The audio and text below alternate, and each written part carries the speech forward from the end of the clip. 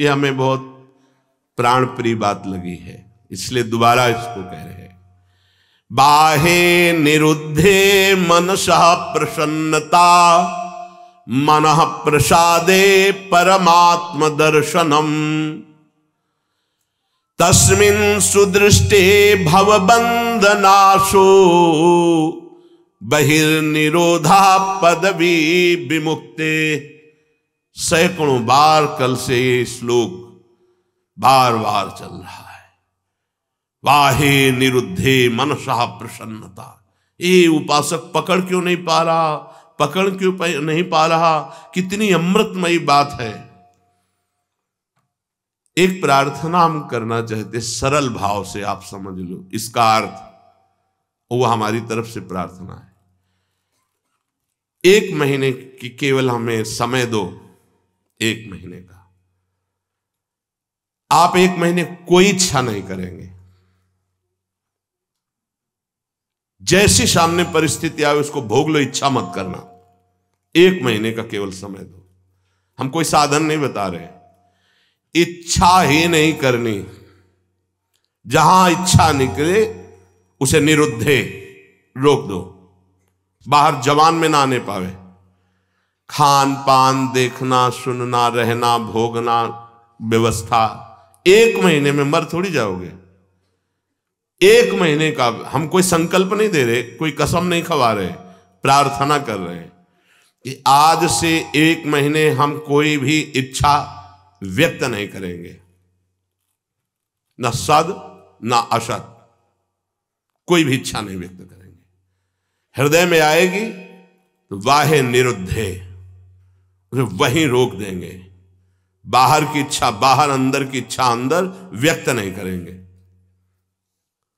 बताओ, ये अपने घर का सत्संग होता है, ये केवल प्रवचन नहीं है, ये जीवन सुधार है और भगवत प्राप्ति के लिए है।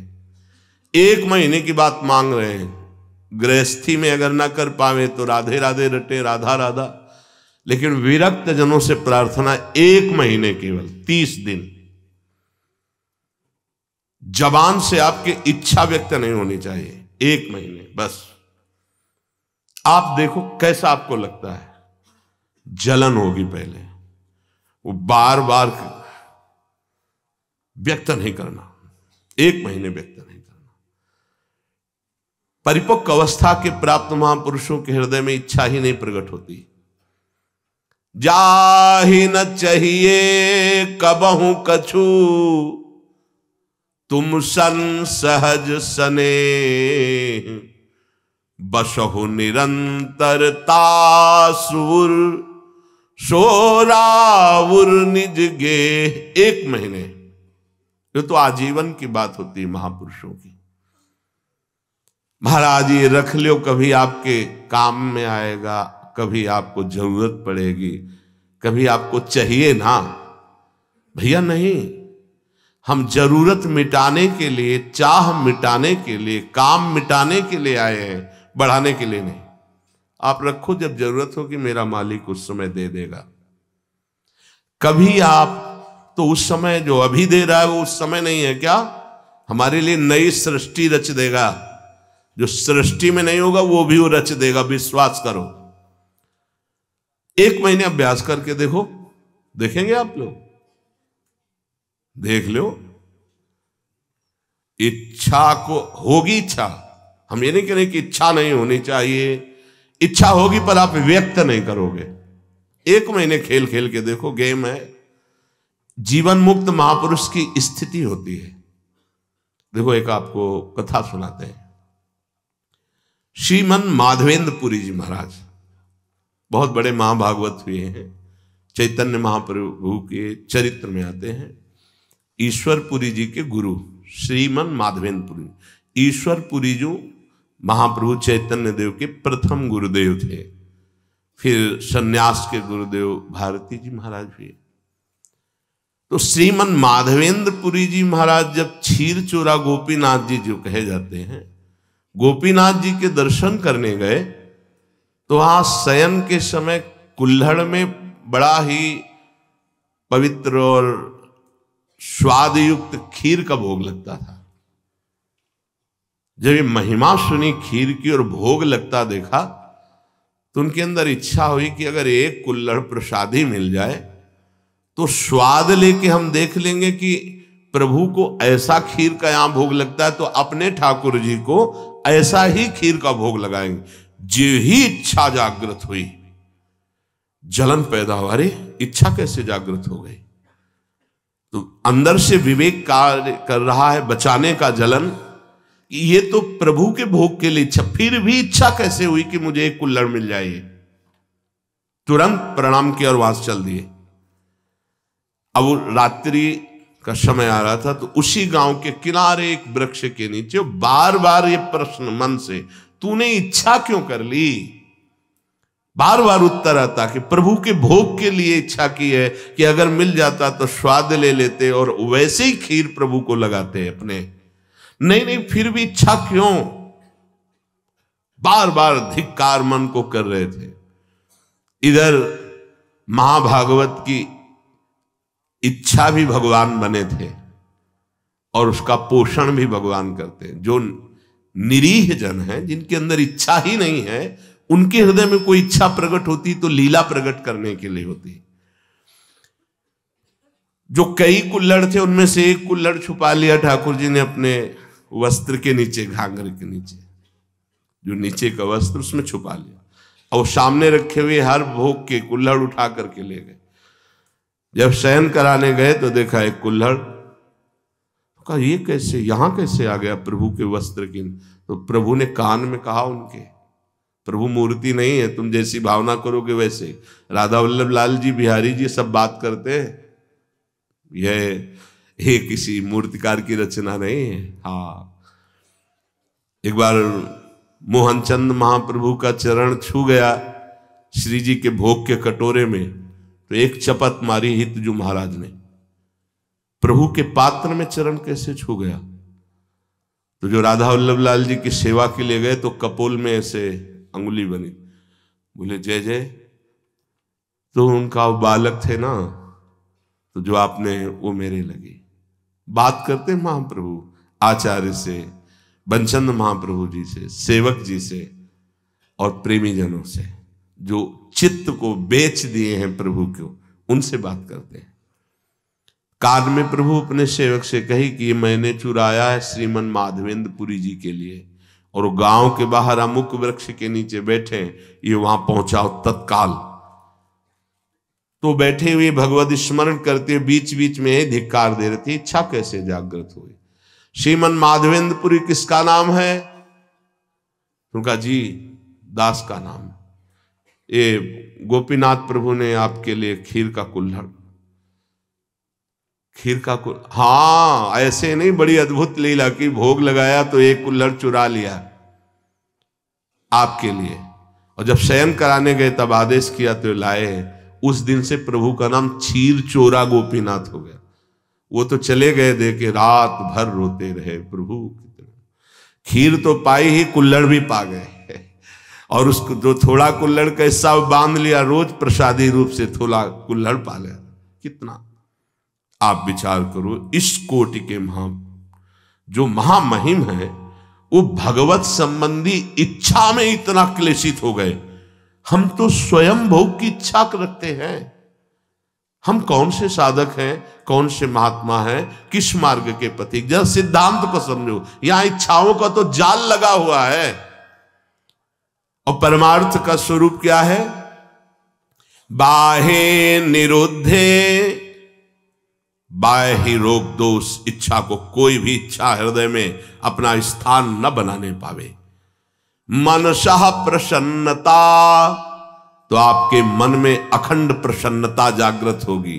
और मनः प्रसादे परमात्म दर्शनम, जब हम बाह्य विषयों का सेवन करते हैं तो मन खिन्न रहता है, नवीन नवीन विषय भोगने के लिए मन में जलन होती, वही विषयों की तरफ आकर्षित करता है, फिर वही जलाता है, वही संकल्प विकल्प कराता है, थोड़ी देर जलाने के बाद फिर उसी भोग की लालसा करता है। बड़ा बाहे निरुद्धे, रोक दो उसको।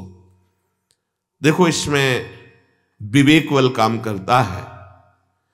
अगर आप सत्संग सुन रहे हैं, शास्त्र स्वाध्याय करते हैं, नाम जप करते हैं, सेवा करते हैं संतों की, ठाकुर जी की, तो आपका विवेक प्रबल हो जाएगा, वो रोक देगा। कितना आनंद! कल से इस श्लोक का चिंतन चल रहा है। इतना कोई इच्छा ही नहीं करनी भाई। ये गृहस्थ जन जो बहुत सी कामनाओं में रत हैं वो ये नहीं समझ पाएंगे, लेकिन हम विरक्त जनों से प्रार्थना करते हैं, यदि आप कोई इच्छा नहीं करेंगे तो आप बहुत जल्दी जीवन मुक्त हो जाएंगे। इच्छा ही आपके स्वरूप को ढके हुए है, इच्छा ही आपका बंधन है, और निरीह इच्छा रहित ही जीवन मुक्त अवस्था है। 1 महीने का अभ्यास करके देखो। अच्छा, 1 महीना बहुत ज्यादा लग रहा हो कि पता नहीं चूक ना हो जाए तो 15 दिन का कर लो। 15 दिन बहुत ज्यादा लग रहा हो तो कोई 1 हफ्ते का कर लो। और गृहस्थ जनों को ज्यादा लग रहा हो तो 1 दिन का करके देख लो कि सुबह से लेकर के शयन तक आज कोई इच्छा नहीं हम करेंगे। अगर इच्छा होगी भी तो व्यक्त नहीं करेंगे। 1 दिन करो। विरक्त के लिए 1 महीना, नए साधक के लिए 15 दिन, बहुत नए साधक के लिए 1 हफ्ता, गृहस्थ के लिए 1 दिन और 1 हफ्ता। देखो ना करके क्या बिगड़ जाएगा। आज सुबह से शाम तक कोई इच्छा प्रकट नहीं करेंगे। हृदय में होगी तो उसको वहीं दबा देंगे, वाणी से नहीं बोलेंगे। देख लो। परमहंस श्री ओंकारानंद सरस्वती जी घर में भिक्षा पाने जब आए तो बच्चे ही थे। किसी कारण से मैया भूल गई नमक डालना सब्जी में। वो पा के गए, पिताश्री आए पाने, जेही, अरे सब्जी में तो नमक, अरे भूल गई, क्योंकि छोटे छोटे बच्चों के भूल गई। वो गए, कहा स्वामी जी सब्जी कैसी बनी थी? बोले नारायण नारायण, बहुत सुंदर, परम सात्विक बनी। नहीं स्वामी जी उसमें तो नमक था ही नहीं। अरे बेटा, प्राणों का पोषण करना ये नमक है कि नहीं, ये आप गृहस्थ लोग देखते हो। हमें तो जो प्राणों के पोषण के लिए मिला तो नारायण नारायण नहीं बचा उसमें, बिल्कुल कहीं कोई स्वाद दृष्टि इच्छा ही। 1 दिन करके देखो गृहस्थी, और 1 महीने अच्छे साधक, ये जीवन की धारा बदल जाएगी। जीवन की धारा, आप विरक्त हैं, आपके लिए कोई कर्तव्य नहीं, जीवन की धारा बदल जाएगी। बस कट्टरता पूर्वक एक बार इस बात पे आना कि नहीं बोलना, स्वास्थ्य बिगड़ जाए, प्रारब्ध भोग लेंगे, लेकिन हम कहेंगे नहीं। 1 महीने के लिए आपके साथ हम भी हैं। मेरी स्वामी जो पहले से ही उसे देख रही, इच्छा क्यों? अगर हुई है तो चुप हो जाओ ना, वही इच्छा देने वाली तो वही पूर्ति करने वाली। इच्छा हुई, नहीं पूर्ति हुई तो उनका विनोद है, पूर्ति हो गई तो उनका दुलार है। दोनों में हमें पूर्ण ही रहना है, हमें इच्छा नहीं करनी। ठीक है, पकड़ी गई बात। 1 महीना अपने विरक्त जन इच्छा नहीं करेंगे। पक्का नहीं, पक्की बात करो। हाँ नहीं, देखो ना आप, इसमें जीवन मुक्त अवस्था की तरफ कदम है। 1 महीना जीवन मुक्त रहकर फिर आगे का तो अभ्यास पुष्ट ही होगा। 1 महीना कोई इच्छा नहीं, आएंगी परिस्थिति, बस कहना ही तो है, नहीं कहना ही नहीं है, कुछ नहीं कहना। 1 महीना नहीं बोलना है इस विषय पर कि आज हमारी ये इच्छा है, बोलना नहीं। आगे चले पक्का। और 1 दिन आप लोग गृहस्थ जन करके देखो कि आज एक पूरे दिन में कोई आकर के ऐसी प्रतिकूल परिस्थिति करेगा तो फिर आपकी इच्छा जागृत। हर इच्छा में देखना, केवल खान पान में नहीं कि हमारी इच्छा के विरुद्ध वो बोल रहा है तो हम नाराज हो जाए। नहीं, हमारी इच्छा नहीं है तो हम नाराज क्यों होंगे? हमारी इच्छा नहीं अनुकूल बोले तो प्रतिकूल बोल रहा है, मुझे कोई परेशानी नहीं। इसीलिए 1 दिन दिया है, क्योंकि गृहस्थी में बहुत 1 दिन शांत, एकदम चुप, अंदर जो आए उसे सह जाओ। और 1 महीने अपने लोग, ये केवल खान पान की इच्छा के अंतर्गत नहीं है, संपूर्ण इच्छाओं के अंतर्गत है। ना लोक की ना परलोक की कोई इच्छा नहीं। हम आएगी हृदय में तो उसको नोट करेंगे, लेकिन बाहर नहीं बोलेंगे। और उस इच्छा की छानबीन करेंगे ये इच्छा क्यों आई है, किस गलती से आई है, या किस कमी के कारण आई। एक बार पूज्य श्री राधा बाबा भाई जी से कहा कि मिठाई की इच्छा हो जाती है, मीठा देखते ही अधिक पा लेते हैं, क्या अभी ब्रह्मबोध नहीं हुआ, क्या मेरे बोध में कमी रह गई। भाई जी ने कहा नहीं। तो उनका फिर इच्छा क्यों, उनका शरीर में कमी है आपके, जिस पदार्थ की उस शरीर मांगेगा उसको दे देना है। आप कहीं लेने तो जाते नहीं, यदि आ जाता है सामने तो आप उसे पा लेते हैं। तो इस शरीर की आवश्यकता है, ना कि आपकी आवश्यकता है। बोले हाँ, बहुत दिन से प्रश्न चल रहा था कि मीठा देखते ही और मीठा पाने में उधर ही अधिक प्रियता है, तो इसका मतलब इच्छा हमारी है। तो उनका नहीं, आपकी नहीं, शरीर की आवश्यकता है, ऐसा वहां उत्तर दिया। पर अपने को 1 महीना शरीर की आवश्यकता भी होगी तो नहीं मांगेंगे, जो जैसी व्यवस्था उसमें शांत, इच्छा नहीं करेंगे। बाहे निरुद्धे मनसः प्रसन्नता, बड़ी मन में प्रसन्नता होगी। ये जो प्रसन्नता है भगवत प्राप्ति कराने वाली होगी। हमारी प्रसन्नता को क्षीण करती रहती इच्छा, इच्छा ही बंधन है और निरीक्षा ही मोक्ष पदवी है। कोई इच्छा नहीं, चाह मिटी चिंता मिटी मनुआ बेपरवाह, जिनको कछु न चाहिए वो साहन के साह। 1 महीना का अनुष्ठान है, लोग कहते हैं ना कि ये फलाहार का अनुष्ठान, इसका अनुष्ठान, 1 महीना का अनुष्ठान इच्छा नहीं करेंगे। जो हमारी दिनचर्या वो चल रही है, कोई इच्छा नहीं। हमें परिक्रमा लगाने जाना इच्छा हुई, हम इसे भी रोक, न सत ना सत। अगर प्रभु की इच्छा है तो गुरुदेव से बुलवा देंगे, जाओ परिक्रमा लगा के आओ।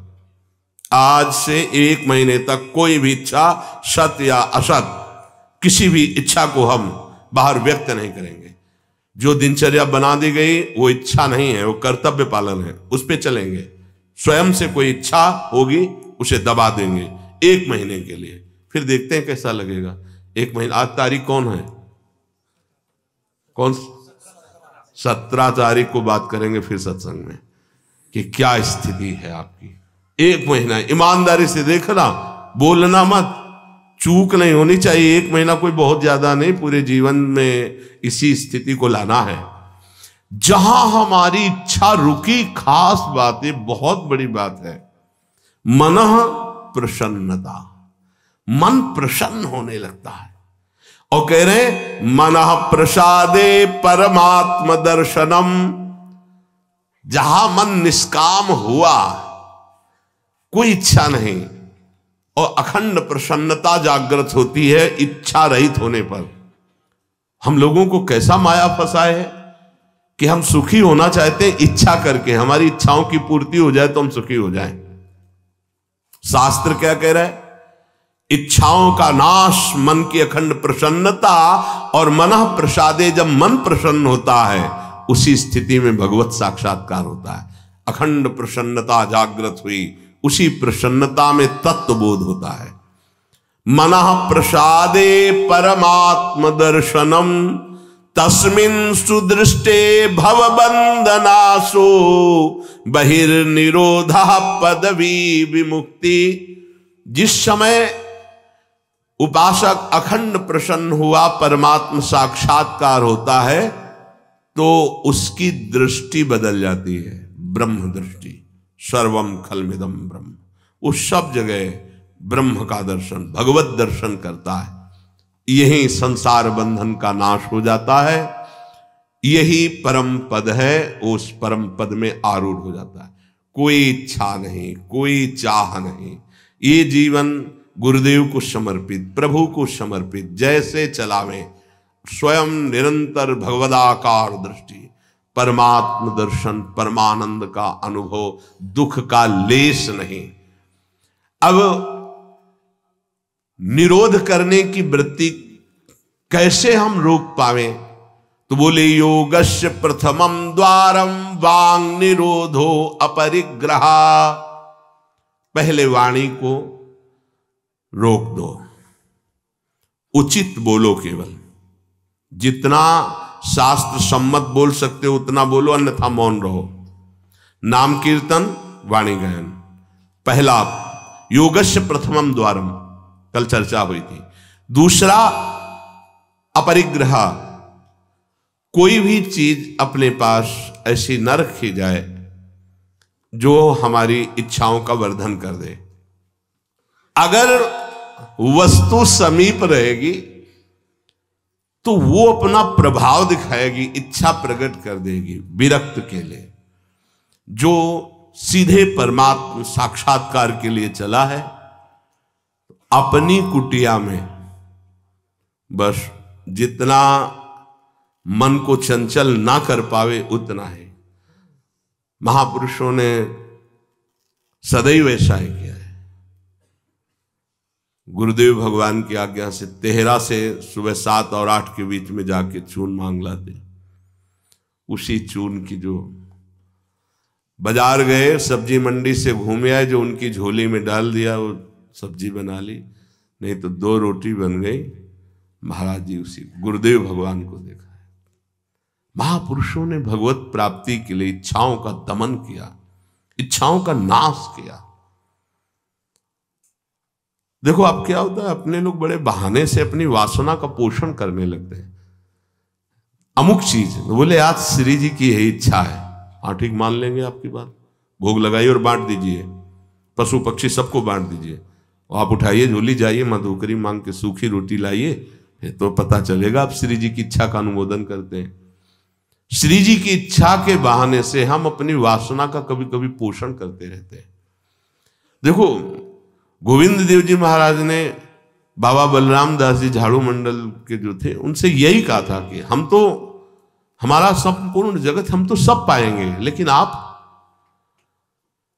तो अब श्री जी के प्रसाद के बहाने इतना हलवा पूड़ी कचौड़ी पकौड़ी सब, वो तो उनका भोग लगेगा, महाराजा धीराज है हमारे, और रोज पाएंगे तो पेट बढ़ेगा, गैस बढ़ेगी, चर्बी बढ़ेगी, भावनाएं वैराग्य से रहित हो जाएंगे।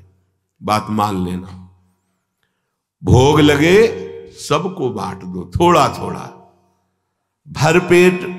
अपने यहां जैसे जाते हैं साधक तेहरा से 100, 200, 50 जो भी रोटी मिलती है इकट्ठे मांग के लाते हैं, फिर पाते हैं, वही उदर भरो माधुकरी से, रूखे सूखे से भोग लगाओ, रोज भोग लगाओ और उसे बांट दो, इतना इतना अगर सो तो कोई। हम माधुकरी से अपना अगर, या प्रभु को जो प्रसाद भोग लगा है उसमें से सूखा और जो अच्छा अच्छा पदार्थ है वो और सबको, पशु पक्षी भी तो वृंदावन के संत हैं, बांट दिया। एक बार पंडित रामकृष्ण बाबा राधा रमन जी गए तो दोना भर करके सब मिठाई का प्रसाद, तो बाबा तो बहुत शासन करते थे, वे गोसाई जी महाराज हमको तुलसी दल और चरणामृत दीजिए, ये मिठाई महाराज पाते हैं औरों को बांट दीजिए, हमें तो तुलसी दल और चरणामृत दीजिए। बहुत सावधान। गुरुजन जो हमारे आचरण करते हैं हमको वैसा चलना पड़ेगा। बहुत कम समय में बहुत ऊंचाई पर चढ़ना है, कृपा है हमारे ऊपर, हम इनकी सावधानी रखें। जब सत्संग मिल रहा है तो बहुत बड़ी कृपा मिल रही। हमारी पहली सीढ़ी है परमार्थ की, वाणी को एकदम संयम में रखें।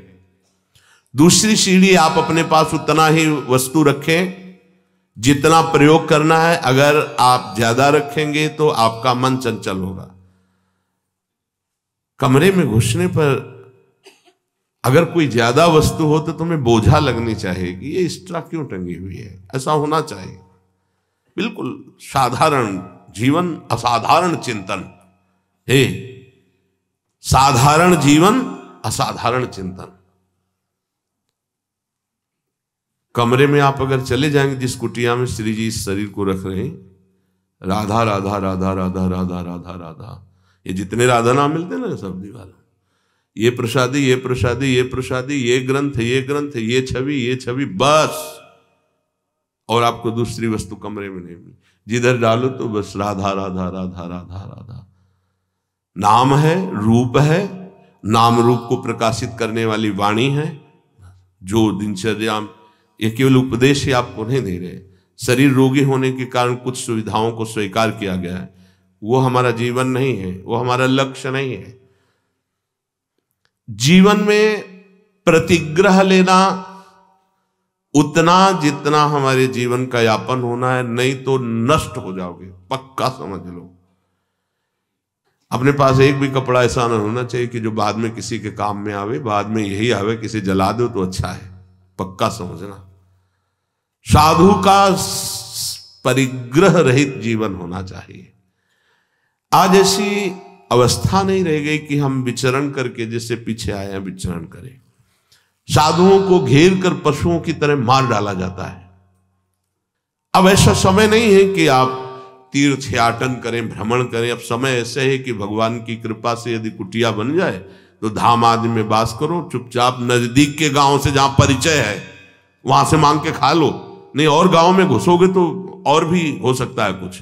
समय कलयुग का बढ़ता ऐसा प्रभाव चला जा रहा है कि यार संत हैं, तुमको कोई संशय हो रहा है तो बंदी बना लीजिए और उसकी जानकारी कीजिए क्या प्रसंग था। ऐसे पशुओं की तरह टूट पड़ना, संत का मतलब इस तरह से उपहास, इस तरह से अमर्यादित चेष्टा तो बहुत ही घातक चेष्टा है। तो आजकल ये समय नहीं रह गया कि आप जवान जवान साधु गांव गलियों में घूमे। हाँ, निर्धारित है, जैसे हमारे ब्रजमंडल के गांव हैं, ये जानते हैं, ये संत की मर्यादा को जानते हैं, इनके दरवाजे से मांग लो। अब समय नहीं रह गया, नहीं पशुओं की तरह घेर के मार डालते हैं, जान से मार डालते हैं। ऐसा तो बड़ा कठिन है। कोई भी ऐसे निंदनीय आचरण इस भेष का लेके कर सकते हैं, लेकिन बहुत अच्छे अच्छे भी महापुरुष हैं। तो परिग्रह रहित जीवन पर अब धाम में इसकी जरूरत है कि आपके वास की व्यवस्था हो, आपका भोजन शरीर यापन के लिए हो, खूब भजन करके शरीर पूरा करो धाम में। अब ये समय नहीं रह गया कि आप बाहर भ्रमण करें। सच्ची कह रहे हैं, अपने लोगों ने जो जीवन, तो वो अब तो है ही नहीं वैसा जीवन, चलने लायक नहीं जीवन है। परिग्रह उतना ही रखो जितनी आवश्यकता। रोज का रोज ठाकुर जी व्यवस्था अपने जनों की करते हैं। आप अपनी चिंता न करेंगे, अपनी चिंता करेंगे तो ठाकुर जी निश्चिंत हो जाएंगे आपसे। और हम चाहते हैं कि वो निश्चिंत ना हो, हम निश्चिंत हो उनके भरोसे पर। निराशा, हमारे अंदर किसी से कोई आशा न रह जाए कि ये व्यक्ति भगत है, ये बहुत जहर है, प्रार्थना है मान लेना। ये जो आज का सत्संग बिल्कुल अंतर की बात से हम कह रहे हैं, इसे समझ लीजिए। बहुत सुधरने की जरूरत है। हम जरा सा कुछ भजन करते हैं, 4 गृहस्थों को साथ लेके चल देते, धनी मानी, और वही जरूरत नहीं है। आप निरपेक्ष होकर के अपने धर्म का पालन कीजिए, मन आए 4 रोटी दे दीजिए, इसके बाद हम आपको पहचानेंगे नहीं। पहचान प्रभु से है, उन्होंने प्रेरित करके आपको भेजा। हम आपको कुछ नहीं जानते, ना कभी मानते हैं। प्रभु आयो बस इतना ही जानते हैं, इतना ही कार्य आपके लिए था, प्रेरित किया और रखवा दिया। चलो, पीछे नहीं पड़ना, पीछे तो प्रभु के पड़ना है। लेकिन यहां उल्टा हो जाता है, प्रभु की तरफ पीठ हो जाती है, उनकी तरफ मुख हो जाता है। तो निराशा आशा ही परमम दुखम, नैराश्यम परमम सुखम। दोबारा इसलिए समझा रहे हैं कि साधना में बहुत जरूरी बात है। किसी भी ने बहुत सेवा की, जब कोई नहीं था तो बाजार में खड़े हुए के कहा कि जिंदगी में कभी ऐसा मत समझ लेना कि हम तुम्हारा एहसान मानेंगे। तो बहुत प्रेमी जन, हे बाबा ऐसे बंद कर बात, बता कल क्या लाना है। वो तो बहुत निरपेक्ष है। आज भी वैसे ही, पहले दिन से आज तक वैसे ही, वही श्रद्धा, वही निष्ठा, वही समर्पण। 26 साल हो गए होंगे लगभग, वही समर्पण, वही निष्ठा। कोई दिन ऐसा नहीं जिस दिन सेवा उनकी ना होती। शाम के वही आके पूछते थे, कुछ मिला खाने को, वही निष्ठा, वही। वर्षा है तो भींगता हुआ, गिरता हुआ, वो तो देखा है ना। और कभी एहसान नहीं, आओ आपने, कभी नहीं। ऐसे उसका भी कभी नहीं, कोई मांग नहीं, कोई प्रश्न नहीं, और इधर से भी कोई बड़ाई नहीं, कोई अपनापन भी नहीं दिखाया।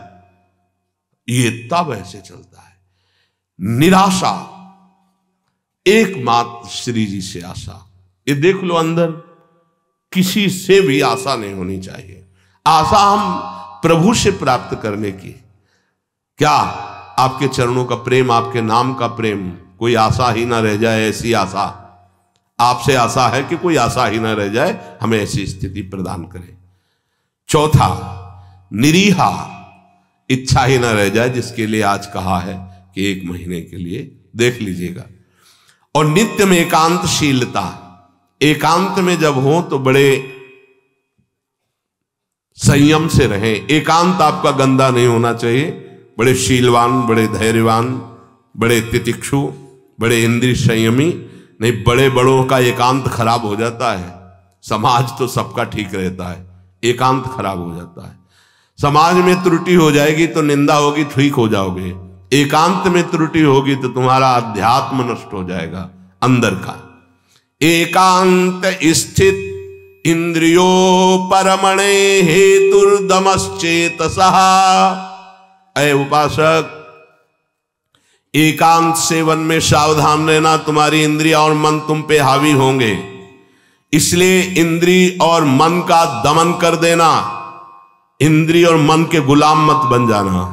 ये एकांत का है, ये जरूर सुधारो।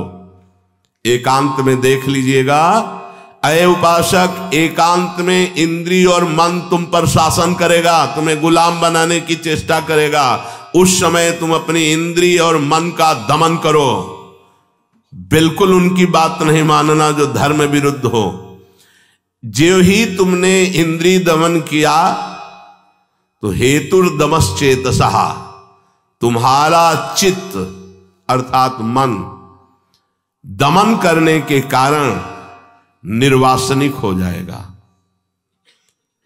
ये थोड़ा कठिन है समझना। जब हम मन और इंद्रियों की मांगी हुई वस्तु नहीं देते तो हमें जलाता है, एक अशांति पैदा हो जाती है। तब होता है यार दे दो, शांत हो जाएगा। ये बहुत घातक बात है। जो इंद्री मन मांगा और हमें अशांत किया ना देने पर हम उसको शांति प्रदान करने के लिए देने लगे, अब आपका परमार्थ मार्ग लुट जाएगा। ये बहुत गंभीरता से समझो, यहां हमसे बहुत चूक होती है।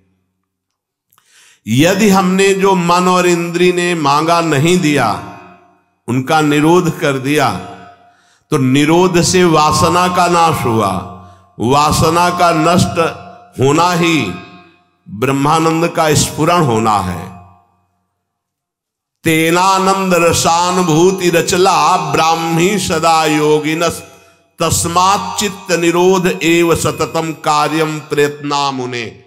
इसलिए मुनि का एक ही प्रयत्न होना चाहिए कि मन और इंद्रियों की मांगी हुई मांग को पूरी ना की जाए।